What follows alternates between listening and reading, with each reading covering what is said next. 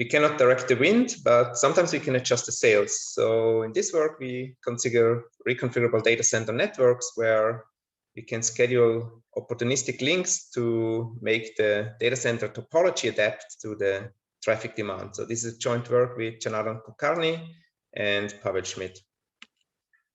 So today's data center networks come in many different flavors, but they all have the common property that they're fixed and demand oblivious to the traffic.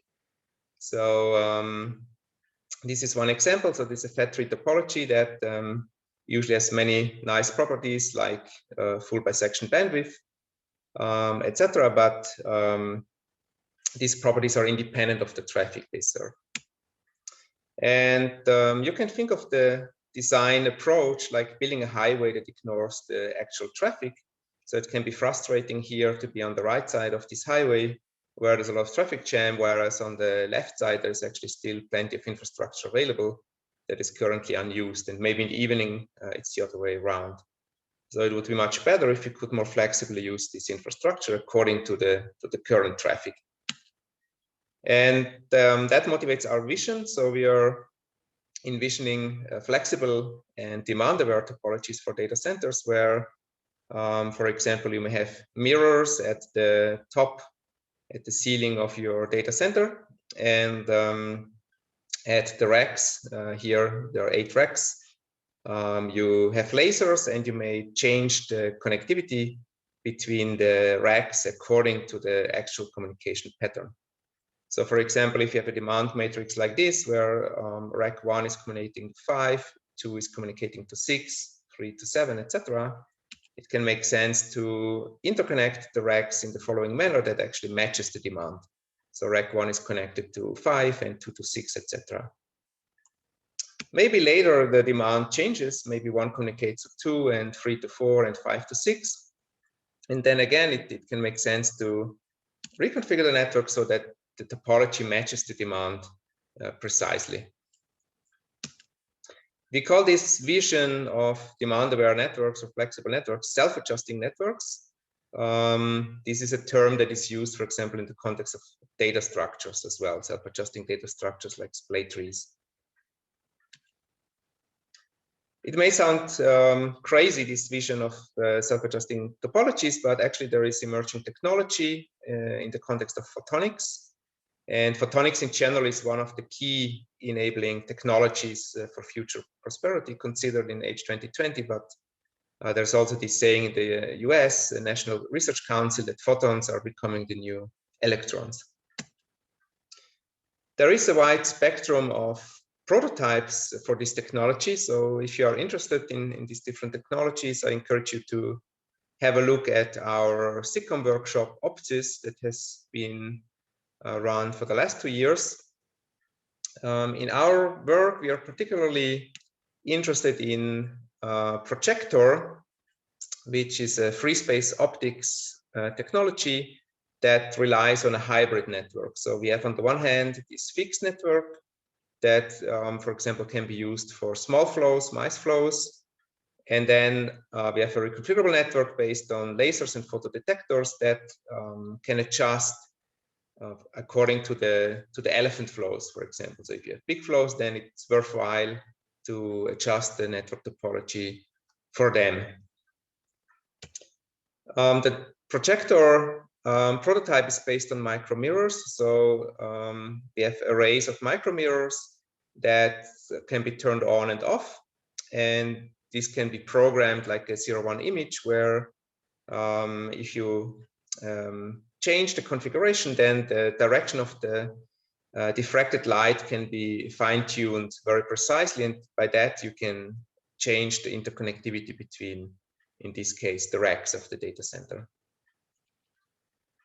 The digital mirroring devices used in this technology allow to redirect the light. So here's another illustration that, for example, here the middle mirror is located like this, and then the others are oriented like that, depending on the traffic, on the binary matrix that we program, and accordingly the light intensity distribution can be adapted. Projector is a two-tiered architecture. And that is one of the challenges we face in this work. So the traffic demands are here modeled as packets, and they arise between the top of the rack switches. And then we have these opportunistic links that are between lasers and photodetectors. And many laser photodetector combinations can serve traffic between a pair of top of the rack switches. And here is an illustration. So in this image, we have two sources and we have three destinations, and then we have the transmitters accordingly and the receivers, the photodetector receivers. And our task is, if you want to optimize the transmissions of these packets over the reconfigurable network, we want to find optimal schedules of these reconfigurable links for the transmission of these packets.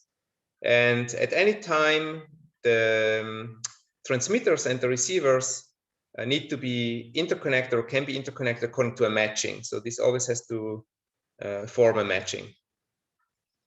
And that's actually a common theme in many of these technologies, that the interconnect, reconfigurable interconnect is a matching. For example, also the optical circuit switch has this requirement. Okay, so our model is as follows. So we get packets that arrive in an online fashion. They are adversarial, so we look at the competitive analysis perspective here. And we want to schedule these matchings over time so that the packet latency is minimized. So for example, here in the first round, there is a packet from S1 to D2 and a packet from S2 to D2. So if you use the path transmitter 2 to receiver 3 and transmitter 3 to receiver 3, then the first packet will have latency 1, and the second, due to the matching constraint, will have a latency of 2. And then maybe in the second round, we have another 3 packets arriving, S2 to D2, S1 to D2, and S1 to D1. And if you take the paths accordingly, so for the first one, T3 to R3, and then for the second one, T1 to R2, and for the third one, T1 to R1, then the latency of the first packet here will be again 2, because it's currently blocked in that round by the R3 here. It still needs to be a matching. And then the latency of the second packet in the second round will be 1. We can directly transmit it. And again, the third one will be blocked, so the latency will be 2, because it's here blocked by T1. So in this online algorithm example, the matchings over time could be the following. In the first round, we have the matching from T1 to R3, only this link. And then the second round, we have the matching T3 to R3 and T1 to R2. And in the third round, we have T3, R3, and from T1 to R1. So if we use this approach, this schedule with our algorithm, then the latency, total latency would be 8. So we have 1, 2, 3, 4, 5, 6, 7, 8. However, there could be a better schedule here with just a latency of 6. If you would, for example, use T1 R2 and T3 R3 in the first round. So you can play around with this example. You will see that the optimal schedule here will be 6.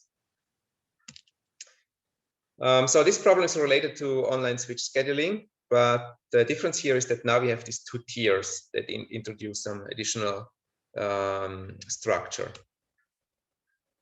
In our paper, we propose an algorithm that relies on a scheduler that transmits stable matchings. So our algorithm is basically a generalization of the stable matching algorithm for 2-tier networks. And here each transmitter maintains a queue of packets that are not scheduled yet. And then in each step, we find a stable matching between transmitters and receivers. And the dispatcher algorithm that we use is a greedy one. So any packet that comes in is directly assigned or greedily assigned to transmitter receiver pair that is chosen based on the estimated worst case latency increase. So we take into account the set of queued packets in the system, and then we check for each one which increases the latency by how much, and then we go for the best choice greedily for the dispatcher. So in order to illustrate this, again, a small example. So if we here have the paths T1R1, T1R2, T1R2, and T3R3, T3R3, and then we get these weights, in this case of 2, 8, 9, 4, 7. If we want to study what is the worst case impact of S1 to D2 packet of weight 5, let's say. So if we would use T1R2, then the worst case impact would be 5 plus 5 plus 2 if we transmit it over after BC and then before A. And if you use T2R3, then the worst case impact will be 5 plus 4, because then we transmit after E and before D. So here the paths are named accordingly. Our main result is a competitive algorithm that is competitive in a resource augmentation model with a speed up 2 plus epsilon. So the online algorithm can transmit the packets faster than the optimal offline algorithm, so at the factor 2 plus epsilon. So depending on epsilon, then the competitive ratio is 1 over E squared, epsilon squared. So the higher the speed up, the better basically than this algorithm. And this resource augmentation model is actually required. There is a result by Dinitz and Mosley that shows that no competitive online algorithm exists if we cannot use a speed up. And the analysis that we use in the paper is based on dual fitting, which is inspired by the scheduling algorithms for unrelated machines. So this problem is related to this unrelated machine scheduling problem. So we take the linear program, the dual linear program, and for the analysis, we can assume that the entire input is known. And then the challenge of the dual fitting analysis is basically how to relate the cost of our algorithm to the feasible dual solution. So as a high-level overview, we find the LP relaxation, the primer of the resource augmented problem. And then here the optimal has a limited transmission speed. Then we write a dual linear program. We construct a dual solution D, and then we have to charge the online algorithm's cost to D, and then we can use the weak duality to relate the cost of D to opt. I will refer to the paper for details on the primal program and dual program for this problem.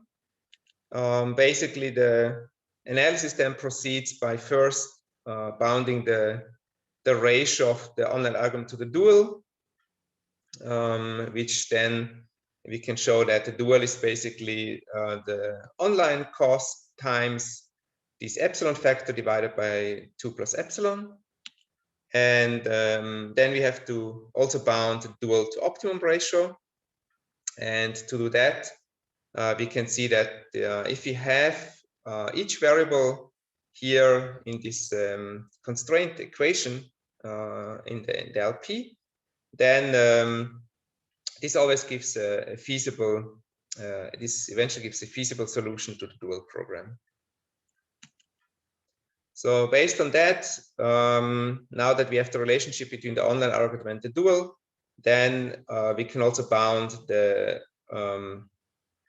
online cost with the optimal offline cost.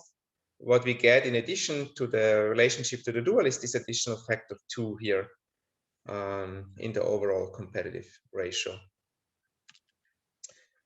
Our work is a bit more general than what I presented here, so we can also solve the problem where edges have different lengths in the network and packets can have different sizes.